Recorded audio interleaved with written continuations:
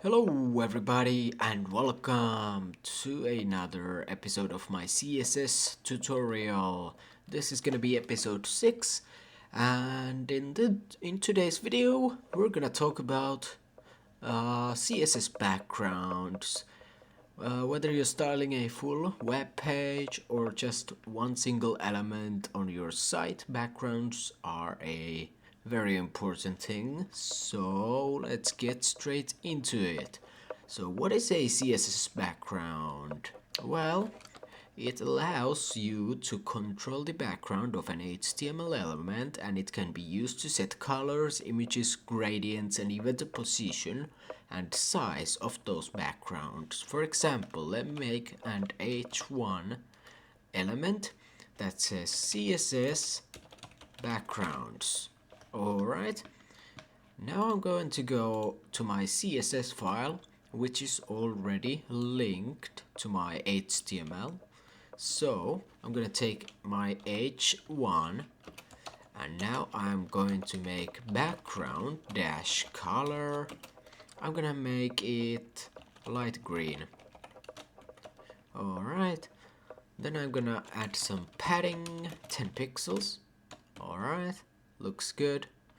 And border radius of 10 pixels. Now it's rounded.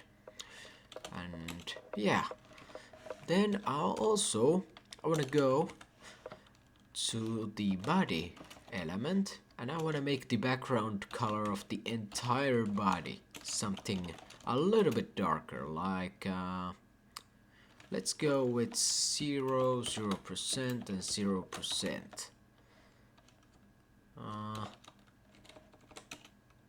No, that's, oh yeah.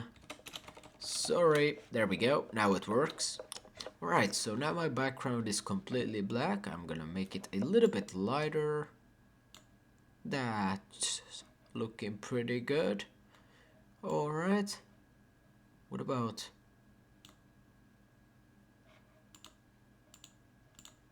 Well, that's okay.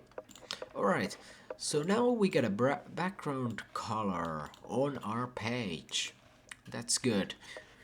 Alright, so from here every single H1 element will have those same styles, but if I want to style a element that has the same, if I want to style another H1 element differently, I gotta use classes or IDs. IDs are selected with a hashtag and classes with a dot. So you, for example, if the class was hello, I would write hello and this, or if the ID was hello, I would use hashtag hello. Alright, anyways, let's say that this is a custom H1. I'm gonna add a class of my H1 and then dot my H1, and background color is going to be black and the color is gonna be pink. Alright, there we go. And text align center. Alright, looking good. So yeah, there we go. You can use the classes and IDs to style same elements but differently. Also, the more precise the styling is, the that is going to be the style that will be used. So for example, this says H1 light green. Even if I put this to the bottom, it wouldn't use that for this one because a class dot my H1 is more precise. So yeah, that's how it works. Alright, anyways, let's go over here and I'm going to show you how to make or add a background image. So we gotta go ahead and, for example, I can use the one in here. Actually, I don't have an images folder here. Let's create one. Images. I'm gonna get an image. Alright, so I found an image by looking for desktop images. I'm gonna put it over here to the images folder. There we go, we got it. I can close this. It's a .jpeg file. So I'm gonna make the body white for this, and I am also, well, I'm not gonna do anything else except I'm gonna add margin bottom 1000 pixels so I can scroll down it. Remember, margin add space outside of an element, so I can scroll down now. So yeah. Alright, now it's time to go ahead and put the background over here. So one way you can put it in is inside of the body element. You can use background image and URL. My URL is going to be the images slash background dash image JPEG. Actually, it's not. I gotta use 2 dots to get out of this folder. Alright, there it is. It looks really good. Anyways, first of all, let me collapse these. So, we are in the styles folder. So I have to use 2 dots to get outside of the folder. Then we get to this area. Then I have to use slash images to get inside the images folder and then select the photo. So if you're inside a styles folder, you gotta use 2 dots to get outside from there. Or if there was a folder inside of the styles folder, you would have to use 2 dots and do it again. So yeah. Alright. So this is one way to add a background. And this is what it looks like on Google Chrome. Let me zoom out. And as you guys can see, the background starts repeating itself and it's moving all around when I scroll. So, if I wanted to stay put, I gotta use some other properties. So, I'm gonna show you the first one.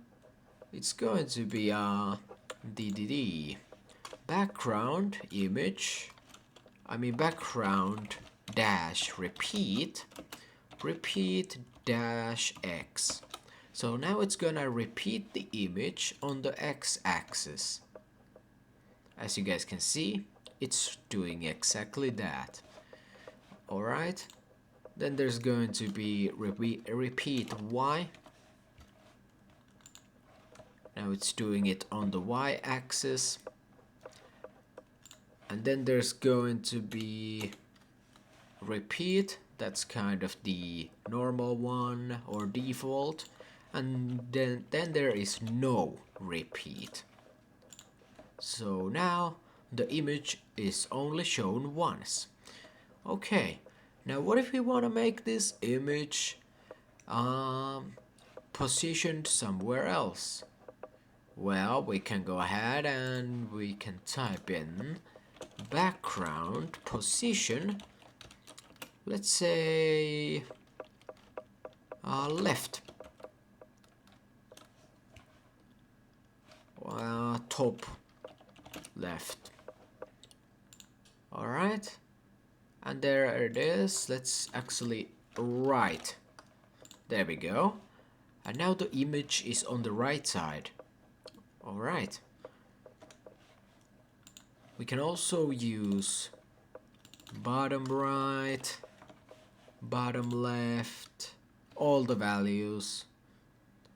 It might not look like it's at the bottom, but it is. The thing that is preventing it is that our website is not taller than this. If I set the margin to be 10,000 pixels, like this, then it's gonna be over here. Alright, but I'm gonna keep it at 1000 pixels. Anyways, I wanna set the image to be at the center, and this is what it looks like. It's at the center. I'm gonna zoom in 100%. Okay, so there it is. And then there is going to be the background attachment. So the background attachment property, attachment, it specifies whether the background image should stay put when I scroll or if it should move. If I set it to be fixed, it will stay put. See, it's not moving. If I remove this, it is moving. So yeah, I'm gonna use fixed. There we go. Looks pretty good. And then there is one more way to make this look even better. So now if I zoom out, it is there, but not covering the whole page. So one way to do this, to make it cover the entire page even if I zoom out, is to use the background size. So the background size is going to be cover. Alright, now the website. Even if I zoom as much out as possible, the background is gonna stay in place. This is the best one in my opinion, because otherwise it can be a little bit confusing when the background is scrolling underneath. But honestly, use whatever you need. Alright, so yeah, these are the most important ones to make the background image. Now, what if you don't want to use an image, but you want to use something of your own? I'm gonna remove these, and let's use background. Oh, that was not written right. Anyways, background, and let's use a linear gradient. You will see what it does. I'm gonna say to right and use red and yellow. And there we go. And now you can see that it starts from the left and goes to right, and it starts with red and goes to yellow. I can also make this to left, to top, to bottom, and stuff like that. So that's pretty cool. Let's use the bottom. Okay. Also, I'm gonna select some. Oh yeah, that looks really good. Alright. That's a nice looking background. You can also add more colors here if you want to. Separate them with a comma and take a color and select a value. There we go. I'm gonna select some blue. Oh yeah, but I'm sorry. Oh, the blue appears at the bottom. Yeah, I'm gonna take the margin bottom off. There we go. So yeah, I don't want the background to repeat itself, so I'm gonna set the background repeat to no repeat, and it's repeating. I haven't actually done that much work with linear gradients. Background repeat, background size, cover, background, attachment, fixed. Alright. I'm gonna also add the background, position, center, and background. I'm gonna try to add the minimum height to be 100 viewport heights. Okay, that fixes it completely. So now the background works. So yeah, make sure to put the minimum height to 100 viewport height units. So yeah, that works. If I put this to 50, it would repeat itself twice, 3 times, 5 times, etc, etc. Except right now our window is not big enough for it to show. Okay, anyways, let's go with this. This looks really good. Okay. There's also going to be another background gradient, and that's going to be background, a radial gradient, and let's say circle blue white. It looks like that. It's gonna start from the center and go like that. Let's say that the background position was top left. Okay, it doesn't change anything with the circle. Alright, so there we go, and yep, this is the shorthand property for adding background features. So that's pretty cool. Let's add another color like yellow, and it will look a little bit different, a little bit weird even, but it's cool, it's cool. Alright, so yeah, the gradients are definitely a cool way to make custom backgrounds. Okay, there's also going to be the shorthand property that allows us to use these all at once. Background size, attachment, position, and so on. So, well, it's already suggesting that. Alright, so background, colon, URL, let's take the location, dot dot, get out of the folder, slash images and background image. Alright, let's use a colon, let's use no, repeat, center, and fixed, and color. Actually no, I don't want to use that anymore. There we go. So now we got a background that is fixed and has a color, just like we did before, but it's repeating itself, even though we set it to no repeat. So I'm gonna go to background,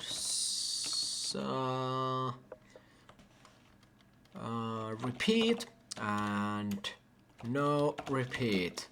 Alright, let's see. Yes, it's not repeating anymore. So yeah, these don't always work when you use the shorthand property, as you guys can see. This is not the same that we got from using the individual lines. Okay, now finally I'm gonna show you all these. So there's the background. It sets all of the properties at once. But let's go with not that. Let's go with the background URL. Oh, well, there we go. There's a lot of different options. Background, image, colon URL. Let's make it go to images, take that one. Background, repeat, no repeat. There we go. Background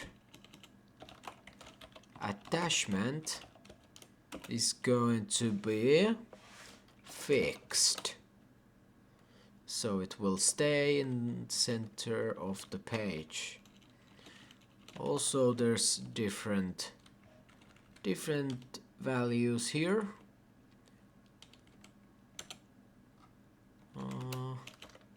I'm interested to see local.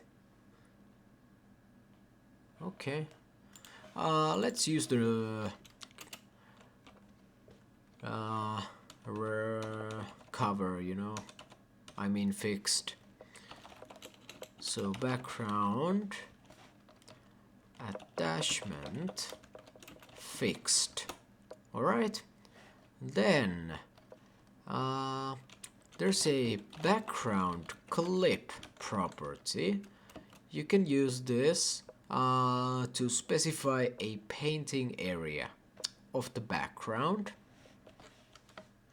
Alright, we really can't use the background clip here, but we can use the background position.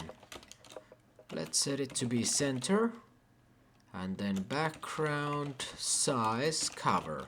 There we go. And this is the result we came to. I think this is the best way.